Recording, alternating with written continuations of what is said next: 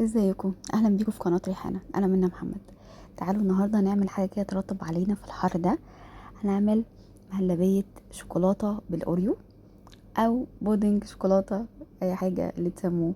يلا بينا نبدا ونشوف هنعمل ايه بالاوريو ده. هنعمل حاجه حلوه قوي. اول حاجه معايا اللبن، معايا نص لتر من اللبن حليب. ماشي الناس بس اللي بره مصر. ومعايا 3 معالق كبار من الكاكاو العادي. ماشي، عايزين خام حطوا خام عادي مفيش مشكله، بس لو نحط خام نكتر السكر. هنا رؤية قررت تساعدني، وهنحط كمان معلقتين كبار من النشا ومعلقتين كبار من السكر. السكر هنا كان مناسب جدا، ما كانش مسكرة، انا مش بحب الحاجات المسكرة، فبالنسبة لي كانت مناسبة الكميات دي مع بعضها. ندوق ونشوف لو عايزين السكر نحط سكر. تمام عادي، ندوق عادي، يعني ما فيهاش بيض مفيش مشكلة. ف حلو قوي ان احنا نخلي الولاد يشاركوا معانا في الحاجات البعيدة عن البوتاجاز، يعني تبقى وقت لطيف. بقلب على البارد، طبعا المهلبية عموما بتتقلب على البارد الاول وبعد كده بنحطها على النار، او اي حاجة فيها نشا عموما بنقلبها على البارد الاول بعد كده على السخن. بسيب بقى المهلبية لحد لما تتقل بالشكل ده. مع التقليب ما بنسيبهاش عشان ما تعملش قشرة من تحت واللبن يتحرق. هنا بقى خلاص المهلبية سبتها تبرد، واجي للاوريو. حطيت بقى البسكوت في كيس كده وابتدي ان انا اكسره. هو زي ما هو بالكريمة بتاعته، مش هشيل الكريمة ولا حاجة. اكسر بقى فيه كده بالشكل ده. انا عايزاه متفتفت كده. ماشي.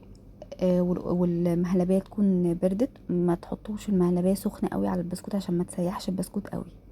فاهمين قصدي؟ نسيبها ترتاح، يعني تقريبا سبتها ترتاح بتاع 5 7 دقايق كده. وابتدي احط بقى طبقات، طبقه كده بس طبقه البسكوت من تحت. تمام. وبعدين طبقه مهلبيه وبس. وهقول لكم بقى هنعمل ايه تاني ببقيه البسكوت الاوريو بتاعنا. اهم حاجه بس ناخد بالنا ان احنا نكسره شويه.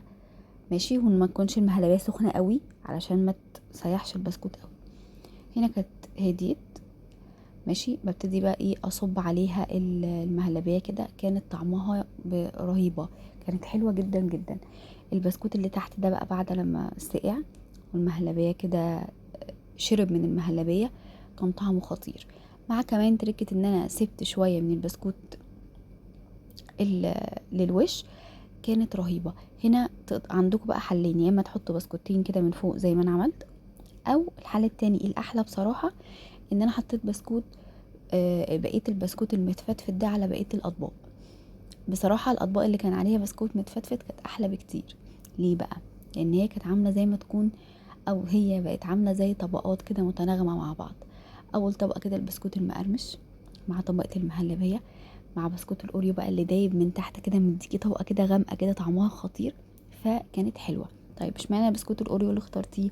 علشان هو ناشف ومش مسكر، فعشان كده انا اخترته ناشف، يعني هياخد وقت ومش هيدوب ويسيح ويبقى طعمه وحش مع لما يتحط له مهلبيه.